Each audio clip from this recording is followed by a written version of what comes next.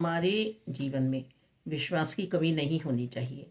विश्वास की कमी चाहे रिश्तों में हो, चाहे आध्यात्मिकता के तौर पर हम ईश्वर के साथ जुड़ने का प्रयास कर रहे हो। यदि विश्वास नहीं है तो फिर हमारी तोड़ नहीं निभ सकती।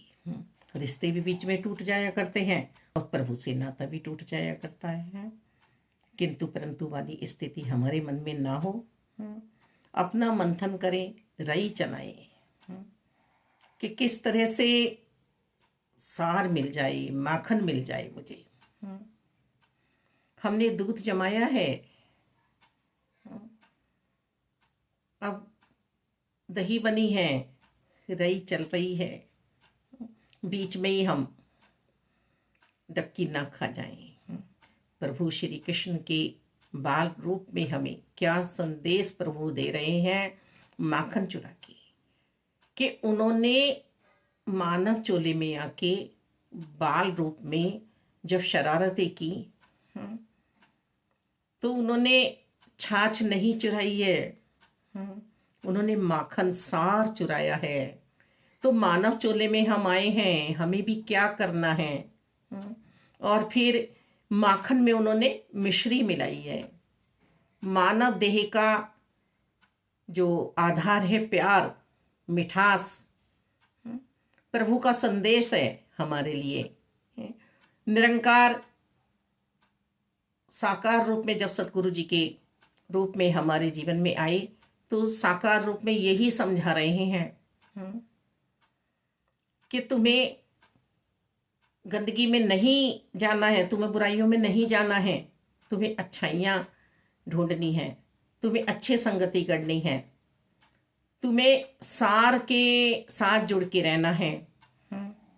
और फिर मानव चोले में रहते हुए तुम्हें प्यारा सा व्यवहार बनाना है, मिठास देनी है।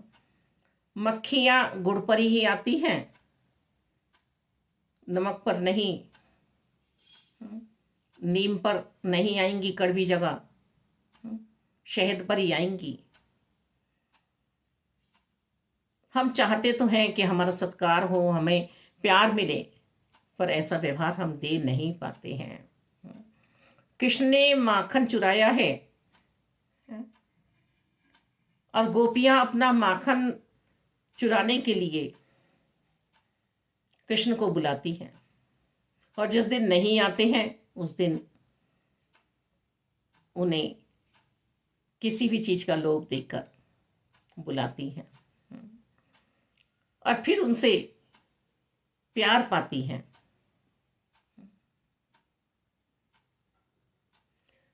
तो मानव देह जो मिली है ये सिर्फ और सिर्फ हमें अपनी निज पहचान के लिए मिली है कि हम कौन हैं, कहाँ से आए हैं, कहाँ हमें जाना है।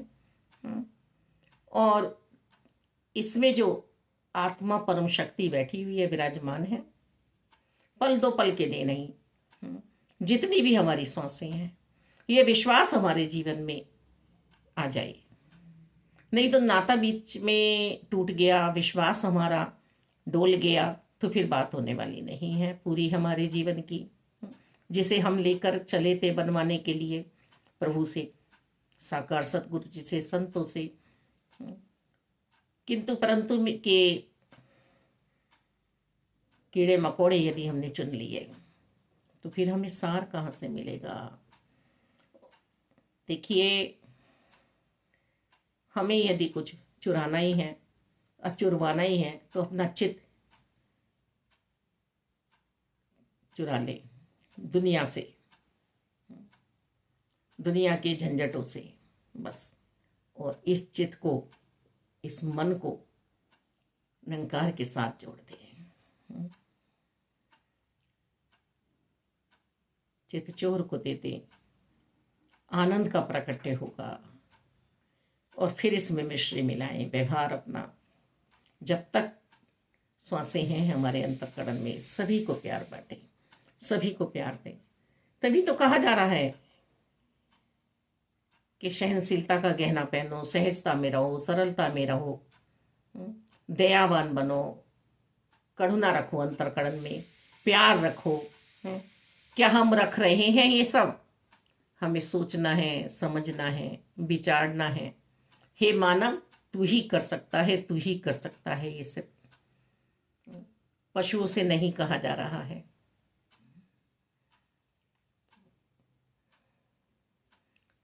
सत्य का संग करना है। ये मथानी जो चलाई है